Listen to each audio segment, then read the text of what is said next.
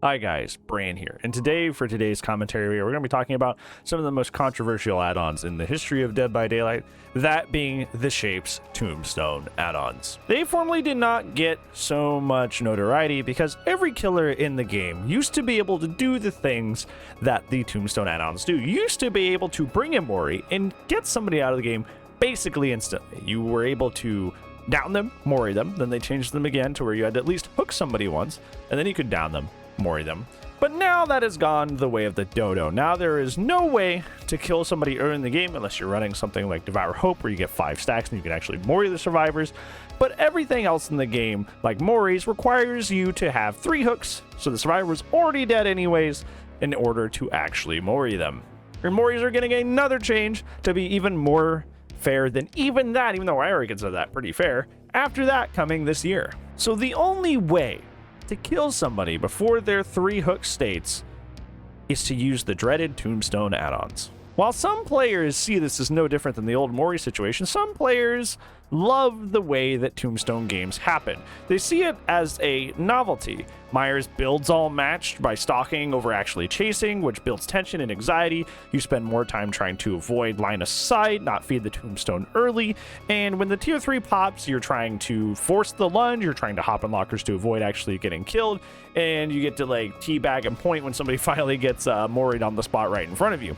So for some people, this is an interesting change of pace and a different kind of match when DBD so often starts to feel watch, rinse, repeat, and kind of autopilot-y. I actually polled you guys on this last week on whether you thought it was kind of a fun novelty or if you thought it was OP and it needed to be nerfed. 30% of you said that you wish the add-ons would get a nerf, but 70% of you, in the majority, thought that it was a fun novelty and it should stay in the game. By and large, it seems like the community really enjoys the uniqueness of the add-ons and the strangeness and the weird situations that it brings to the matches themselves, but I have a different perspective that may shed some light on the situation and why there's so much back and forth in terms of how people feel about this. I don't think people truly hate the Tombstone add-ons.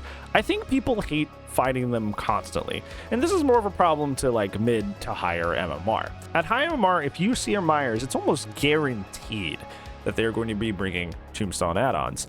And if the whole point of why the Tombstone add-ons are cool is because they're unique and create a different gameplay experience, it kind of starts to wear away after a while. Think about this. If you barely see Myers at high MMR, because you barely see Myers at high MMR anyways, and finally you get one, and you're like, wow, that's cool, and it's always the same kind of match because they're always bringing the same kind of add-ons, that pretty much ruins the novelty of Tombstone, doesn't it? If the whole point of Tombstone is its uniqueness, but every single time you get a Myers, they're always running that add-on, it's no longer unique over time. And it's just this expected dread. You're just like, oh, this is just the same old, and it loses its intrigue. However, this isn't really the Tombstone add-ons' fault as much as it's a greater Myers problem in general. There are plenty of great content creator think tanks that make up all these kind of tier lists, and there are players like Otts who literally put Myers at literally the bottom, consider him the worst character in the game. And if you go across most of these tier lists, you'll find Myers usually in the bottom 5, often in the bottom 3. And it's not hard to see why. He spends a third of his match just sitting around, quite literally just staring at people. He's not allowed to do anything. Sure, he doesn't have a Terius, but he sure as heck can't catch anybody either, so he just spends he spends a third of the match just on cooldown waiting to play. And when you finally get up to tier 2, your reward is not some sort of super powered state. You just have a slightly shorter Terius and a slightly faster vault, and that's it. You're essentially just still an M1 killer.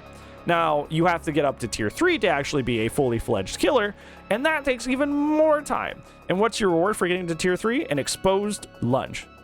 And that's it. You know who can do that just instantly whenever he wants? Hillbilly. Granted, that's much harder to pull off, but there are plenty of characters who get exposed downs way quicker than he does. And he has to build an entire match up to the point where he can actually have a formidable killer power. And even his tier 3 lunge is easily countered by pre-drops and incredibly cautious and safe plays. If somebody decides to just pre-drop and play super safe, there's not a whole lot Myers can do about it. His best add-ons can't circumvent safe gameplay. So there's nothing he can really do to consistently perform well at high MMR. So this is the truth of the matter.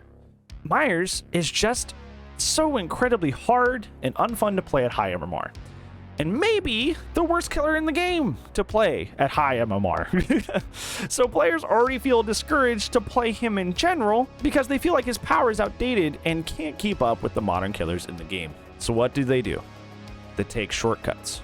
And those shortcuts are the Tombstone add-ons. So the solution to me is simple. If you want to stop seeing so many Tombstone Myers, you need to incentivize people to play him in his different playstyles, in his main playstyles. Currently, as of May 2022, Myers cannot compete consistently with the other killers at high MMR. He is a chore to play, and it's really, really hard for him to succeed on a consistent basis unless he's circumventing the normal gameplay style with Tombstone add-ons.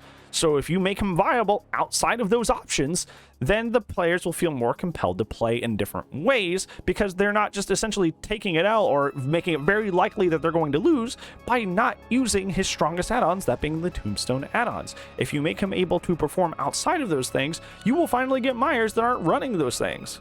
But until then, if you want to play Myers at high MMR, you kind of feel pigeonholed into using those Tombstone add-ons, and that's why you see them so much. So it's more of a problem with Myers' ability to perform, and not so much the Tombstone add-ons themselves. That's it for today, friends. I know I already pulled it, but I will ask again. Do you think Tombstone add-ons need to be changed, or do you think they are fine the way they are? Do you agree with the idea that perhaps it's more of a problem with Myers, not so much the Tombstone add-ons? Let me know down in the comments below. Other than that, that's it for me today, friends. Thank you so much for hanging out with me, but I will see you tomorrow in tomorrow's video. But if I don't, I will see you when I see you, friends. Goodbye.